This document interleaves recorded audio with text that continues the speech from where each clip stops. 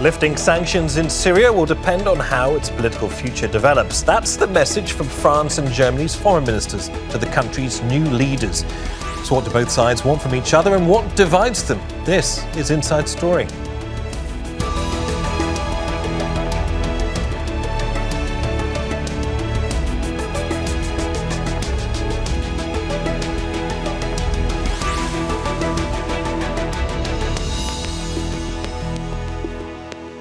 Hello and welcome to the programme. I'm Neave Barker. Only a month ago, no one could have imagined the French and German foreign ministers visiting Syria, meeting a man once linked to al-Qaeda and wanted by the United States with a $10 million bounty on his head. But that's exactly what happened on Friday.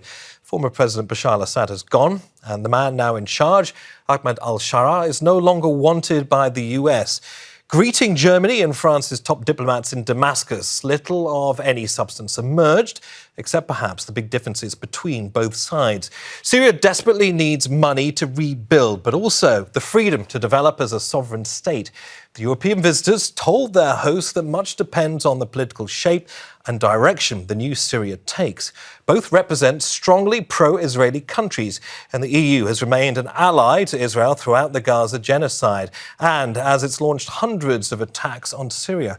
So what does Europe want from Syria, and Syria from Europe in return? And how much influence might Europe actually have with Syria's new leaders?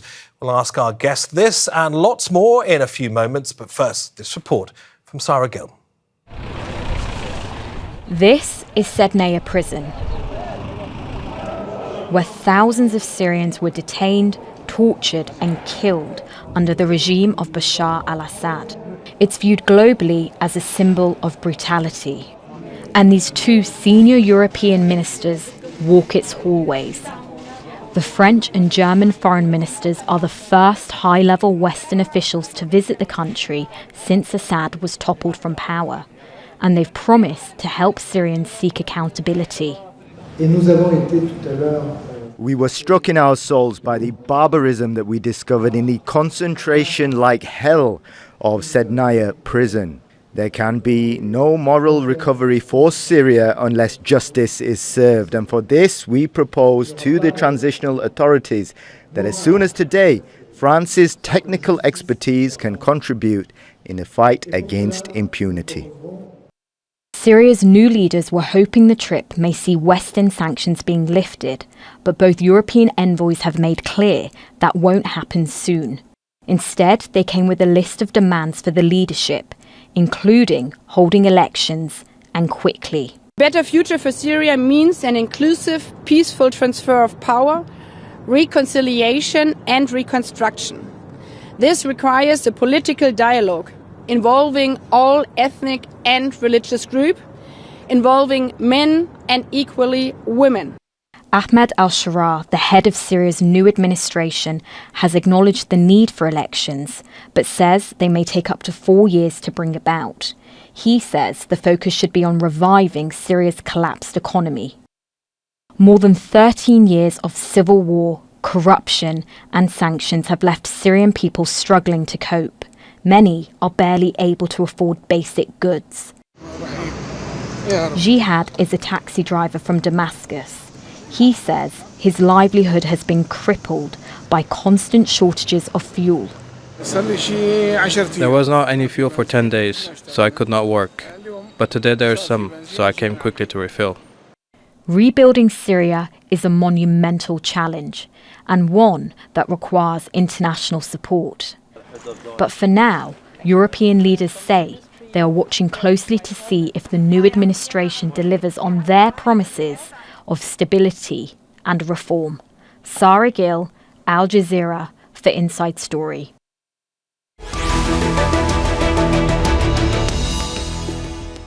OK, let's bring in our guests. In London, we're joined by Hayed, a Syrian columnist and consulting fellow with the Middle East and North Africa programme at Chatham House.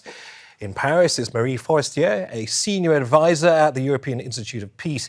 And in Istanbul is Galip Dalai, a non-resident senior fellow at the Middle East Council on Global Affairs. A warm welcome to all three of you. Welcome to Inside Story. So, Hayed, let me start with you. What do Europeans have to offer, in your opinion, that will be most useful right now for the new leadership in Syria, Hayat? Sure. First of all, thank you for having me. I think there are different, for sure, things that the EU and individual European countries can provide, which will be not only important but useful for Syrians. One of them is related to the issue of support, not only during the transitional period with humanitarian aid, but also with supporting the reconstruction of Syria at a later stage when the situation is more stable and allows for that. Also lifting of sanctions when the time is right for people to be able to rebuild their country. Now, there are issues related to also some of the engagements related to the transitional period. And I think ensuring that the transitional period is inclusive, is fair, and is transparent is one of the key issues that the EU could focus on at this stage. So these are just a few things to mention, but the list is way longer for sure. Marie, we'll talk about what European leaders may want for and from Syria shortly, but what do you see as the major priorities for this new Syrian leadership when it comes to support, help, and all the things that a new country needs from Europe? Well, as you said, health, education, basic needs are necessary to fill right now, especially if we want to see refugees returning to Syria, which is one of the main goals of European countries.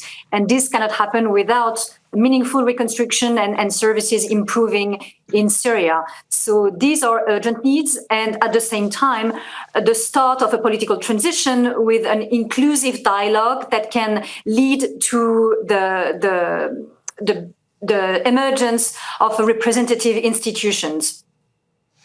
Galip, there seems to be an awful lot of groundwork that needs to be done if the new Syria has a chance of turning into the country that its people definitely want. What do you see as being the immediate priorities for the new state?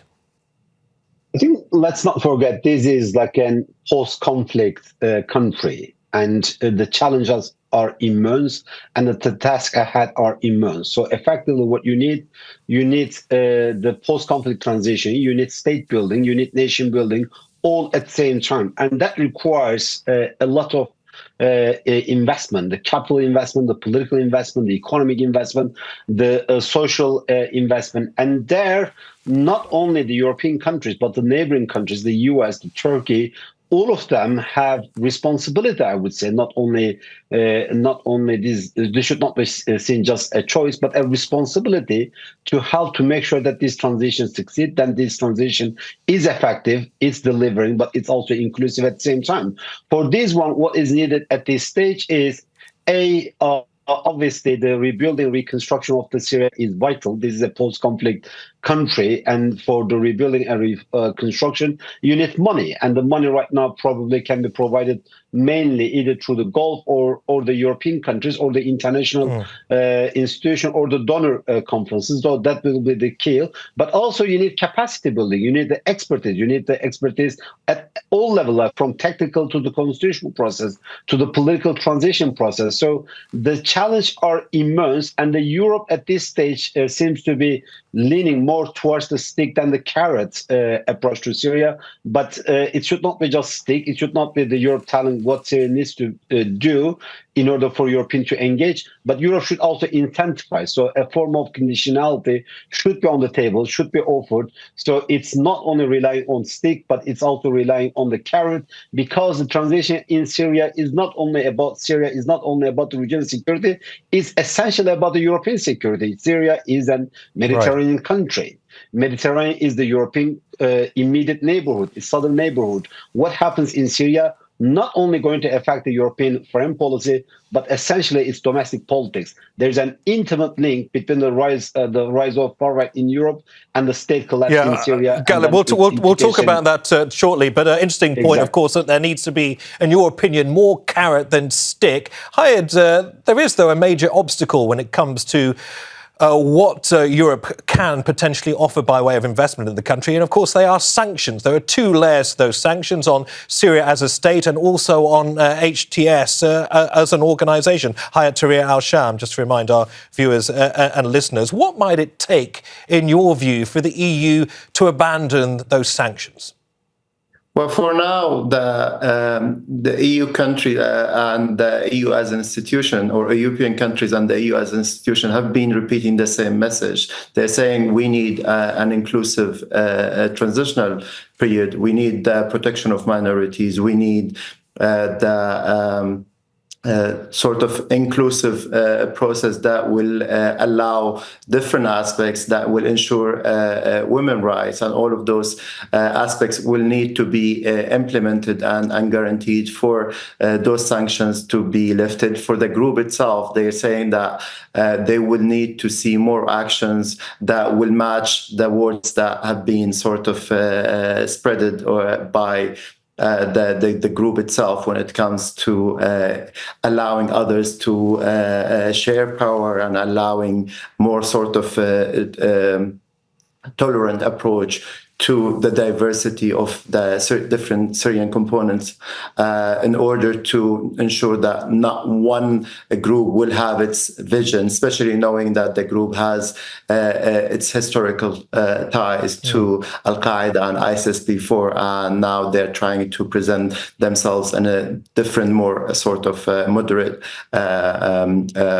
way. Now, I think the challenge right now is not with listing those sort of headlines or big asks, but to be able to come up with clear sort of plan, to be able to understand if the changes that, and the demands that the EU is listing will be able to be delivered, and how they're able to measure those sort of achievements or the progress on those issues. For now, it has been clear that the discussions, they remain general and broad, and I think this is the concern that many people have, not only inside Syria but analysts as well, because if you keep it broad, it'll be difficult to really move forward, and this is something we have to for sure keep an eye on.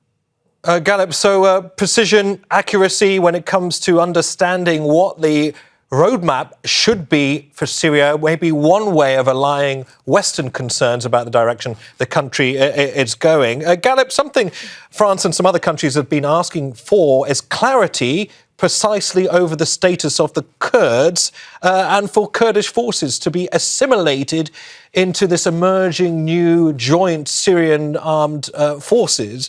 I mean, given Turkey is still bent on controlling the Kurds' aspirations for an independent homeland, bent on curbing armed groups operated by the Kurds. I mean, how realistic a demand is that to normalise relations with the Kurds and to bring them into the fold, to joining the Syrian military?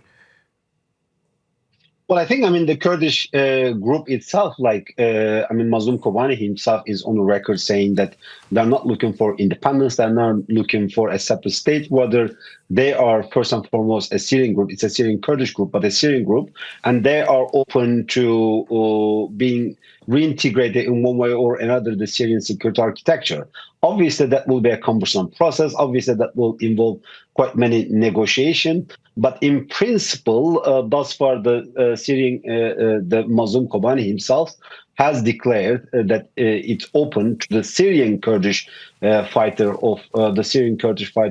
within his group are ready in one way or another to be integrated into the Syrian state structure, provided if they agree on the roadmap. But obviously, this is the key question: is what is the roadmap? And secondly, the main group in Turkey, the main Kurdish political groups in Turkey are not asking for independence. So I think there's this misperception. The main political group, the main political leadership, including the leader of the PKK, Abdullah Öcalan himself, they renounced the idea of the statehood long time ago, decades ago. So right now it's more the conversation in Turkey is more in the form of democratization and the broadening of the political, legal, cultural, etc. rights. And there's already a process that has been recently unleashed. And if this process succeeds, I think that will ease the process of the dialogue between the Syrian Kurdish groups with the Syrian with the new administration in Damascus. And obviously, the Turkey will be pushing and will be very much pressuring on the idea that non-Syrian Kurds, meaning the PKK element within the PYD, YPG, or the SDF, has to leave Syria. And I think this is a condition that seems to be receives quite a lot of consensus, be it from Turkey, from the new administration in Damascus, but also Mazlum Kobani himself said that they are also supportive of this idea.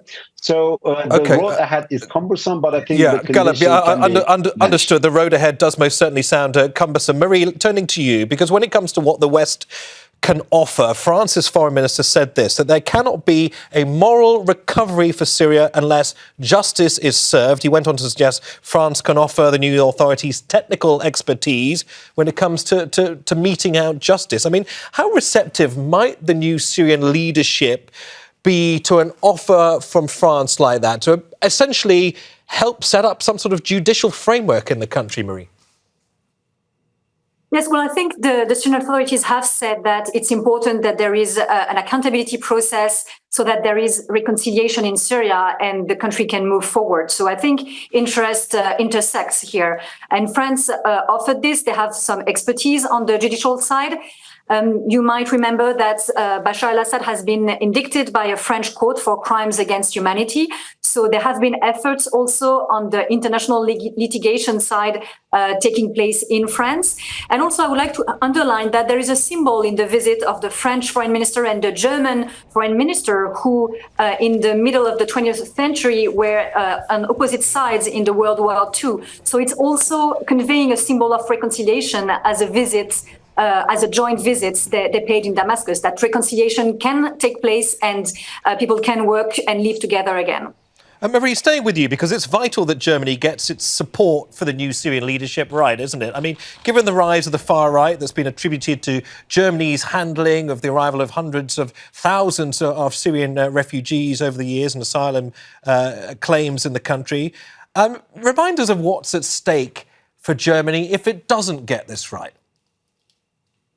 Of course, there is elections coming up in Germany this year, and the far right is rising. So refugees and Syrian refugees living in the country is an important issue. There are 800,000 Syrian refugees in Germany. Germany is the third country in terms of hosting refugees. So the perspective of having refugees returning to Syria is very important for Germany. But that's here where it's important to do something on sanctions and ease some of the sanctions to allow the economy to recover, because without economy recovery, there won't be a substantive return of Syrian refugees. So it's important that Europeans understand that it's also in their interest to ease sanctions so that economy can recover.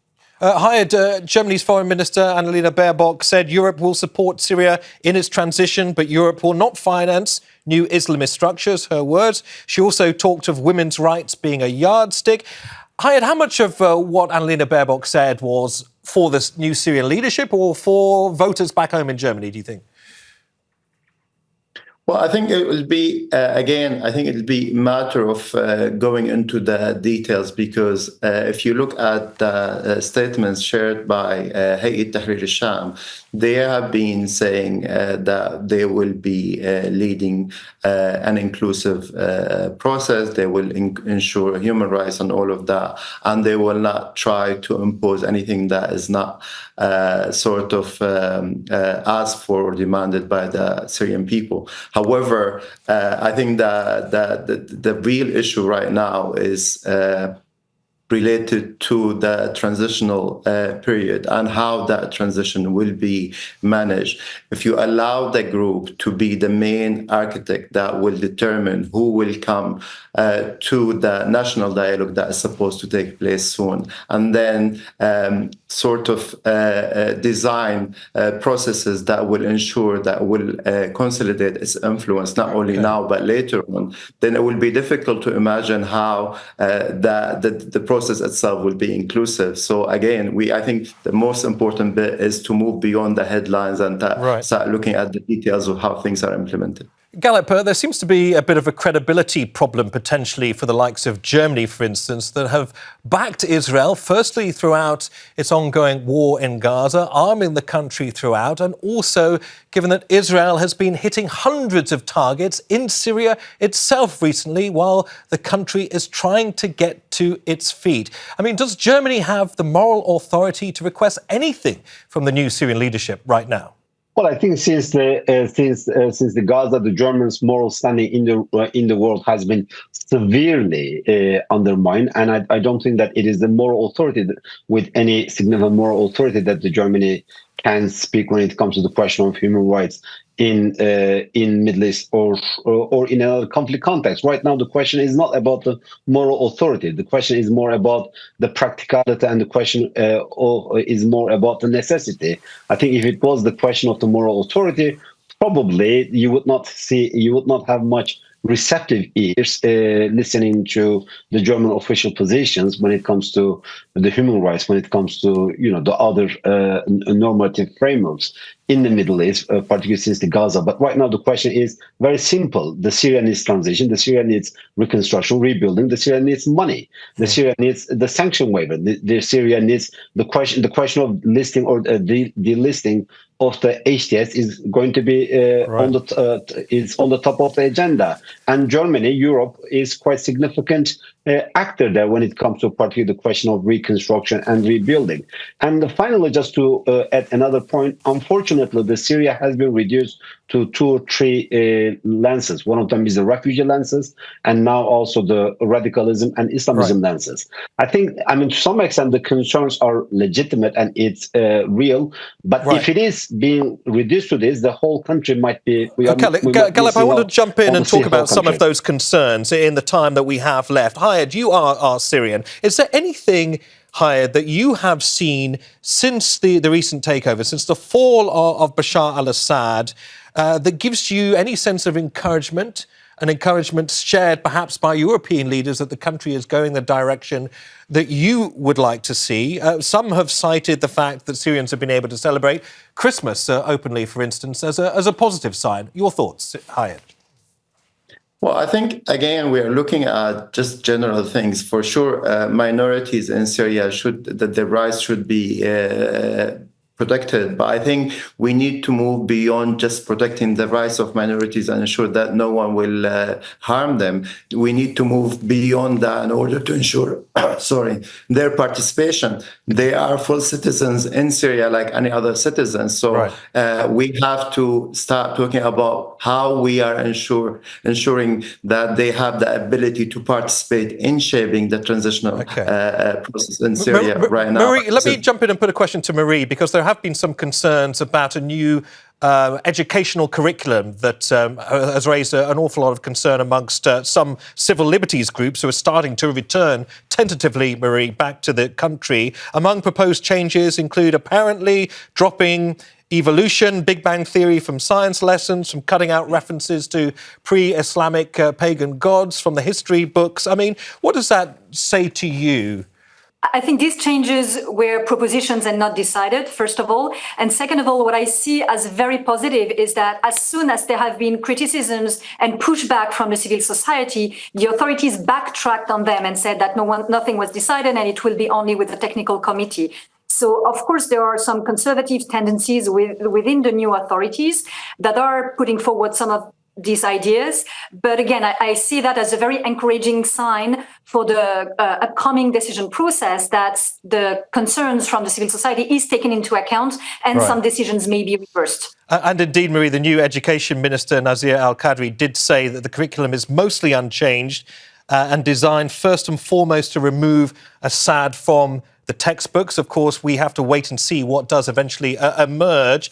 In the final minutes, Galip, I want to ask about another worry that the West has, and it's the presence of Russian forces in Syria, namely its port in Tartus and its all-important air base as well. Given Russia's support for Assad, what are the new leadership in Syria thinking at this current stage? Is it in their interest to allow the Russians to remain? What's happening, given particularly the Germans are saying they need to leave almost as a condition for our support?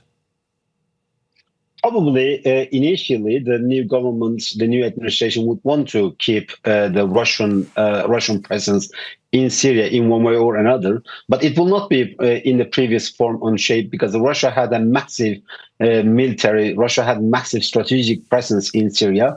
I think the new administration will keep the Russia as a hedging strategy as well, not knowing what is going to happen with the West. So probably they will want to, and also not to antagonize Russia further. Right now, what I see, they don't mind antagonizing Iran, but they still are careful when it comes to antagonizing Russia. But I don't think that the Russia will have the same ease in terms of having such deep strategic footprint in Syria, in Eastern Mediterranean now as they did under the Assad regime. And one final thought, I think the two things in Syria can happen at the same time. One of them, the HTS as a group that launched a march on Damascus, will have a major say in the Syria. Yeah. But this should not be an HTS government, HTS-dominated government, unless it includes the other component, Kurds, Alawite, and others. Right. The new Syria, a new legitimate political order will not emerge in Syria. Right. So it has to be. It has to be. Just to summarise, it has to be a truly representative government covering all of the country's patchwork of different groups. Marie, your last thoughts. Obviously, it will send a clear signal when it comes to Russia's presence in the country, whether it's the new leadership telling the Russians they can stay or go, or whether it's outside powers forcing the hand of the new Syrian leadership. Your final thoughts. From what I understand, the current leadership doesn't want to take any drastic decisions on its alliance with any foreign countries at the moment in this transition period. And they have conveyed the message to their interlocutors in Damascus that it will be decided later on with a more permanent government. So I don't think there will be any decision right now. OK. Many thanks to all three of you for joining on Inside Story. Marie Forestier, Galip Dalai and Hayat Hayat. It's been a pleasure having you on Inside Story. And thank you too for watching. You can see the programme again anytime by visiting our website, aljazeera.com. And for further discussion, don't forget our Facebook page. That's facebook.com/AJ Inside Story. And you can also join the conversation on X. Our handle is @AJ Inside Story. From me, Neave Barker, and the whole team here in Doha, bye for now.